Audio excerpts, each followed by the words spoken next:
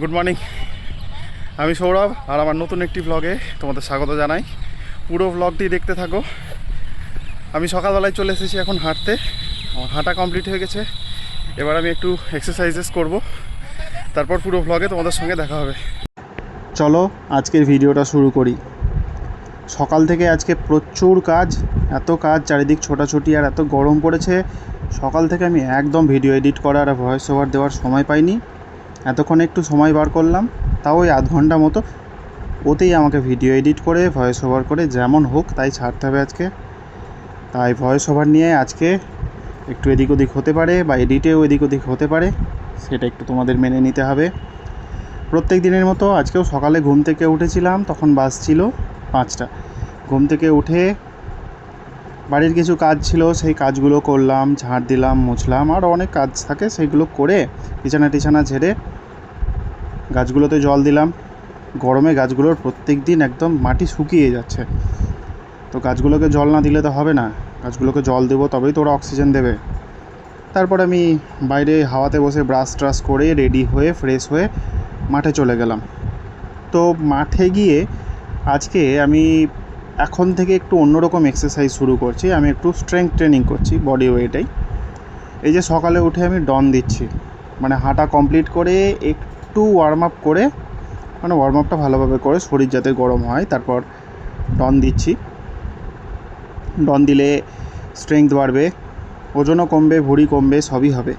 প্রথমে তো এমনি ডন দিলাম, ওটাকে দণ্ড বলে। তারপরে যে ব্যায়ামটা করলাম এটা হনুমান দণ্ড। কালকে যখন ব্যায়ামটা করছিলাম, হনুমান দণ্ড করার সময় পিঠটা এত সুন্দরভাবে ফুটলো না, কি আরাম লাগলো, কি স্ট্রেচ হয় ব্যায়ামটাতে। যেমন স্ট্রেচ হয় তেমন স্ট্রেংথ বাড়ে। এই ধরনের ব্যায়ামগুলো তোমরা ট্রাই করো, এই ব্যায়ামগুলো করো, দেখবে ভালো থাকবে।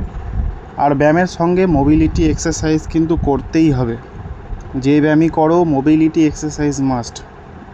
মোবিলিটি এক্সারসাইজ করলে ব্যথা বেদনা কিচ্ছু হবে না। অনেকেই বলে যে আমি ব্যায়াম করি কিন্তু আমার ব্যথা করে বা টান পড়ে, তো তারা এই মোবিলিটি এক্সারসাইজগুলো নিশ্চয়ই স্কিপ করে বা ঠিকভাবে করে না, বা ওয়ার্ম আপও ঠিকভাবে করে না। ব্যায়াম করার সময় মনে রাখতে হবে ওয়ার্ম আপ, স্ট্রেচিং এবং এই মোবিলিটি এক্সারসাইজ খুব ইম্পর্ট্যান্ট। তো আমি তো মোবিলিটি এক্সারসাইজে 90 করলাম, তারপরে বাটারফ্লাই করলাম, আরও অনেক এক্সারসাইজেস আছে সেগুলো করলাম। খুবই গরম লাগছিল সকালবেলায় মাঠে। তারপর ব্যায়াম ট্যায়াম করে আমি একটু প্রাণায়াম করলাম। প্রাণায়াম করার সময় মোবাইলটা আমি বন্ধ রেখেছিলাম। প্রাণায়াম করার সময় চোখ বন্ধ করে প্রাণায়াম করি, তো তখন মোবাইলটায় ভিডিও করা যায় না। আসলে মাঠে প্রচুর কুকুর ঘোরাঘুরি করে, আর অনেকে ফুটবল খেলে, ক্রিকেট খেলে। তাদের বলগুলো যদি এসে দুম করে ফোনটাতে লাগে, আমি চোখ বন্ধ করে থাকবো, সেই সময় দিয়ে ফোনটা ভেঙে যায়, তখনই বিপদ হয়ে যাবে। তাই ফোনটা আমি ওই সময় পকেটেই ভরে রাখি। তারপরে এদিকে আমি এক্সারসাইজ শেষ করলাম, দিয়ে চলে গেলাম ঝুলতে। তোমরা সকলেও একটু ঝুলতে পারো। ঝুললে পিঠে যে স্ট্রেচ হয়, পিঠে খুব আরাম লাগে, পিঠে ব্যথা কমে, অনেক এই বেনিফিট আছে এই ব্যায়ামটার। পুল আপ হয়তো এখন অবধি করতে পারিনি, তবে অনেকটাই ইমপ্রুভ হয়েছে। আস্তে আস্তে অবশ্যই আমার এই এক্সারসাইজটা পুল আপে গিয়ে ঠেকবে। তারপর এক্সারসাইজ শেষ করে সকলের সঙ্গে একটু কথা বলে একটা সেলফি নিয়ে আমি বেরিয়ে পড়লাম মাঠ থেকে। পৌঁছে গেলাম বাড়ি এসে এই যে একটু লেবু আর লবণ দিয়ে শরবত করে খেলাম। জল তো আমি নিয়ে যাইনি। কি আরাম লাগে বাড়িতে এসে একটু বসে শরীরটা ঠান্ডা করে তারপরে আমি শরবতটা খাই। সঙ্গে সঙ্গে শরবতটা খাই না, সঙ্গে সঙ্গে খেলে তখন সর্দি লেগে যাবে।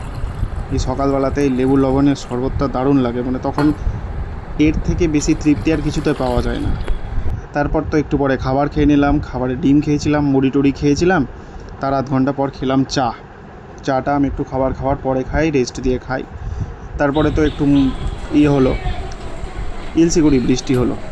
এই বৃষ্টি না বলাই চলে। এই বৃষ্টি হয়ে যেন দিনটা আরও গরম হয়ে গেল। দুপুরে রান্না করেছিলাম আজকে নিরামিষ আলুর দম। নিরামিষ আলুর দমটাতেই ফোড়নটাতেই আমি বেশি জিনিস দিই, যেমন এই শুকনো লঙ্কা, গোটা গরম মশলা, তেজপাতা, একটু গোটা জিরে, তারপর একটু হিং। আর মশলাতে বলতে আদা, কাঁচা লঙ্কা বাটা, হলুদ, লঙ্কা গুঁড়ো আর ধনে গুঁড়ো। জিরে গুঁড়ো চাইলে দিতে পারো, না চাইলে নাও দেওয়া যায়। আর দই, ব্যাস এটাই হচ্ছে এই রান্নার আলুটা আর সেদ্ধ করে নিই। আর রান্না করেছিলাম এই পাবদা মাছটা একটু গায়ে গায়ে রান্না করেছিলাম, টাটকা পাবদা মাছ, দারুণ লাগছিল খেতে। তারপরে তো স্নান ধান করে দুপুরবেলায় খেতে বসে গেলাম, দুপুরবেলার খাওয়া দাওয়া সেরে নিলাম।